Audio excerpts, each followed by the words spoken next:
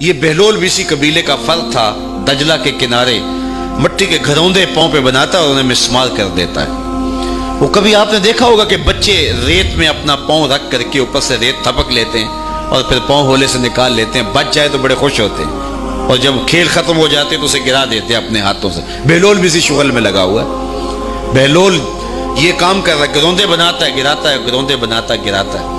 بادشاہ گزرا، پوچھا بہلول کیا کر رہے ہو؟ ہنس کے کہا جنت کے مکان بنا رہا ہوں۔ کہا بیچتے ہو؟ ہاں بیچتا ہوں۔ کتنے کا؟ 10 روپے کا، سیل لگائی ہوئی ہے۔ بادشاہ مسکرا کے گزر گیا، دیوانہ ہے، مجنوں ہے، اپنی موج میں لگا ہے۔ پیچھے سے ملکہ زبیدہ بھی آ رہی تھی، اس نے بھی دیکھا، کہا بہلول کیا کر رہے ہو؟ کہا جنت کے مکان بنا رہا ہوں۔ کہا بیچتے ہو؟ ہاں 10 روپے کا بیچتا ہوں۔ 10 روپے بادشاہوں کے لیے کیا ہوتے ہیں؟ 10 درہم نکالے، اس کو دیا، اس نے دریائے دجلہ میں پھینک دیا۔ فقیر اتنی دیر تک فقیر نہیں بنتا، داتا صاحب فرماتے جب تک مٹی کا ڈھیلا اور سونے کی ڈلی اس کی نظر میں برابر نہیں ہو جاتا۔ اور ایک مکان کے گرد، ایک وہ گھروندے کے گرد دائرہ لگایا، کہا یہ تیرا ہوا۔ ملکہ گزر گئی، بادشاہ بھی چلا گیا۔ شام کو اپنے محل میں پہنچے، بادشاہ سویا، منظر جاگا کہ حشر کا دن ہے، پھر جنت کا منظر ہے، جنت میں بڑے بڑے خوبصورت مکان ہیں۔ ایک مکان تو بڑا ہی اچھا لگا، تو جی چاہا کہ اس مکان کو دیکھوں۔ تو جب قریب گیا تو دروازے پہ لکھا تھا ملکہ زبیدہ۔ شوق سے آگے بڑھا تو دربان نے روک دیا، کہا یہ ملکہ کا ہے؟ کہا وہ میری ہی ملکہ ہے۔ کہا دنیا کے ضابطے اور ہیں، آخرت کے ضابطے اور ہیں۔ بادشاہ کی آنکھ کھل گئی، بے چین ہو گیا، ملکہ کو بیدار کیا، کہا تو کون سا نیک عمل کیا ہے؟ میں نے جنت میں تیرا یوں محل دیکھا ہے۔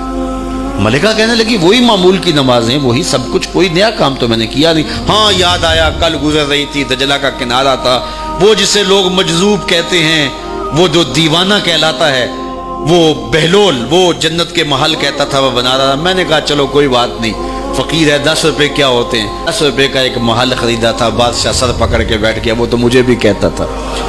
میں دیوانے کی بات سمجھ کے گزر گیا۔ اگلے دن بادشاہ قصدن گزرا۔ جب قصدن گزرا نا تو دل دھڑک رہا تھا کہ کہیں مجذوب پھر آج مل جائے اور اسی موج میں ہو تو کام بن جائے۔ دیکھا تو بہلول وہاں بیٹھا ہوا ہے، آگے بڑھ کے دیکھا تو کام بھی وہی۔ بادشاہ پھر رک گیا، پوچھا بہلول کیا کر رہے ہو؟ اب دل دھڑک رہا تھا کہ مجذوب ہے، کوئی اور بات کہہ دے تو چلو اچھا ہو کہ وہی جواب دے دے۔ اس نے وہی جواب دیا، جنت کے محل بنا رہا ہوں۔ بادشاہ کا کچھ دل ٹھہرا، پھر کہا اچھا بیچتے بھی ہو؟ ہاں ہاں بیچنے کے لیے بنا رہا ہوں۔ بادشاہ ادھر جیب میں ہاتھ ڈال رہا ہے اور ادھر پوچھ رہا ہے کتنے کا؟ کہا آدھی حکومت لگے گی۔ کہا کل تو 10 روپے کے بتا رہے تھے۔ کہا کل تم نے دیکھا نہیں تھا، آج سودا دیکھ کے لے رہے ہو۔ اللہ تعالیٰ ارشاد فرماتا ہے انما تنذر من اتبع ذکر وخشی الرحمن بالغیب، جو ان ڈٹھے سودے کرتے ہیں، جو بغیر دیکھ کے کرتے ہیں۔ اچھا چلو ایک خوشخبری میں آپ کو بھی سناؤں، اور وہ خوشخبری رسول اللہ کی زبان سے۔ حضور نے فرمایا طوبی لمن رآنی وآمن بی وطوبی 7 مرات من لم یرانی وآمن بی۔ فرمایا صحابہ تمہیں مبارک ہو ایمان کی کہ تم نے مجھے دیکھا اور میرے اوپر ایمان لائے، اور کہا انہیں 7 مبارکیں ہوں جنہوں نے مجھے دیکھا بھی نہیں ہوگا اور پھر بھی ایمان لائیں گے۔